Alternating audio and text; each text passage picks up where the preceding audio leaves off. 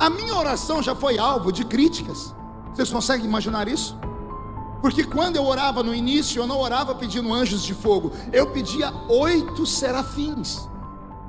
Se pegar minhas mensagens antigas, vocês vão ver isso. Pastor, de onde o senhor tirou isso? Eu estava na África.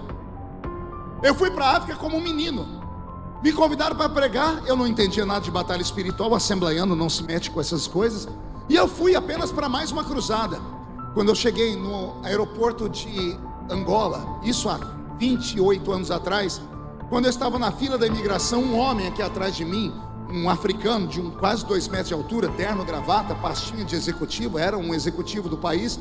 Eu estou na frente para ser atendido, ele bateu no meu ombro. Quando eu olhei para trás, o homem tinha aparência de homem, mas os olhos dele não tinham olhos, eram 2 bolas brancas. Ele falou com uma voz gutural, uma voz pesada. Ele disse para mim: o que você veio fazer na minha terra? Aqui eu mando. Até a entrada dali da imigração, você está protegido. Quando você entrar dentro do meu território, eu vou te matar.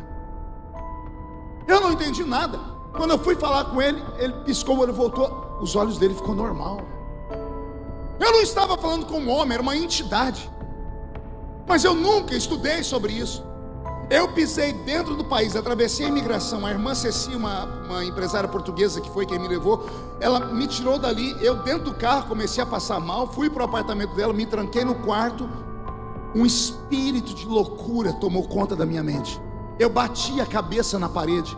Eu fiquei 4 dias sem comer. Eu ia dormir e sentia gente dormindo do meu lado. Ela foi enchendo o apartamento dela de gente de oração que conhecia esse mundo. Eu não conhecia esse mundo. Eu não estava preparado para isso. No 4º dia, quando eu já estava desfalecendo, onde eu já via, eu comecei a ver coisas dentro do quarto. E para mim era porque eu não estava comendo, eu não sentia fome. Depois do 3º dia de jejum, você perde a fome. Eu estava mais no outro mundo do que desse. Eu dobrei meu joelho e o Senhor falou comigo: faça esta oração. E o Senhor falou no meu ouvido: 8 serafins.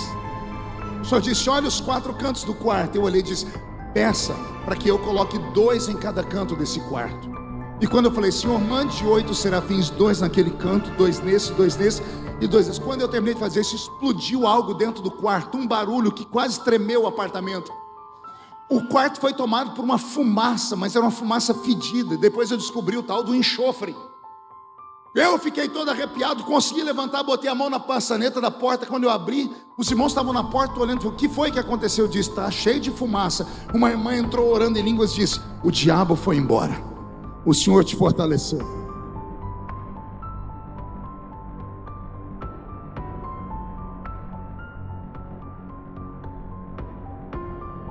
Me deram uma sopa, marcamos os dias para o culto. O primeiro culto foi numa Assembleia de Deus em Macolus, ficava a 100 metros dali, dava para ir a pé.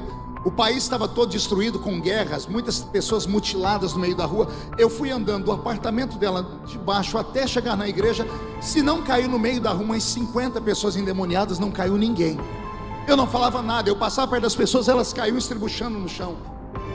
Eu comecei a perceber que existe de fato armas espirituais.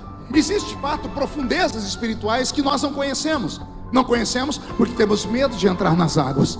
Temos medo daquilo que nós não conhecemos. E eu fui me envolvendo com Deus. Naquela época, dentro de Angola, eu preguei em 40 dias.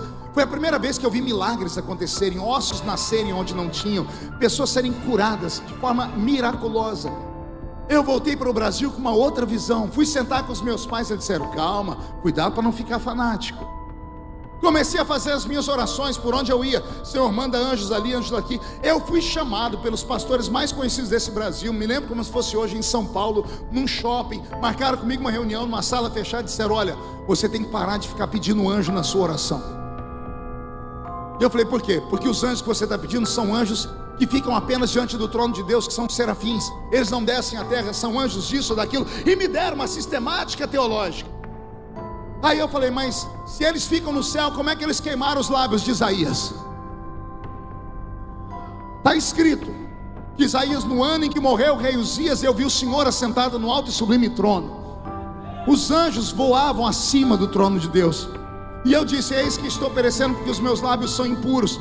E o Senhor enviou um serafim que pegou com uma tenaz uma brasa de fogo do altar e queimou os meus lábios. Eu falei para eles: Isaías foi levado ao céu ou os anjos desceram onde ele estava? Aí engasgaram, não souberam falar. Não, o negócio é o seguinte: você para de falar isso, senão nós vamos começar a dizer nas revistas, nos jornais, que você é um herético. E eu fui falar com Deus, eu falei: Senhor, o que eu faço? O Senhor disse: vamos enganar eles.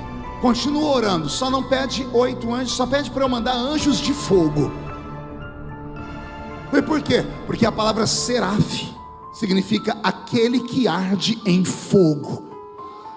Ela é o prefixo da palavra serafim, ou seja, aquele que arde em fogo e é grande como um gigante. Eu continuo fazendo os mesmos pedidos, só que ninguém nunca mais me incomodou. Por quê? Porque são pessoas que acham que conhecem, mas não conhecem. O pior tipo de crente é aquele que, quando vê você falar em línguas, bater o pé no chão e diz: ó, quieta, que isso aí é coisa de menino.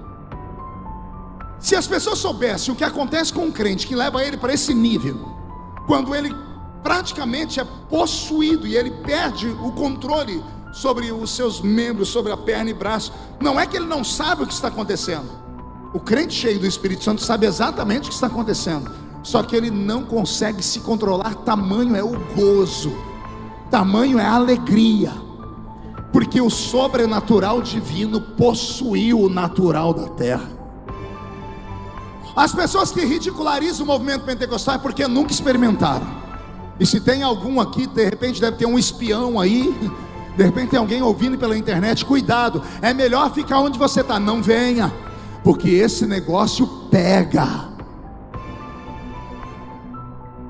Isso pega.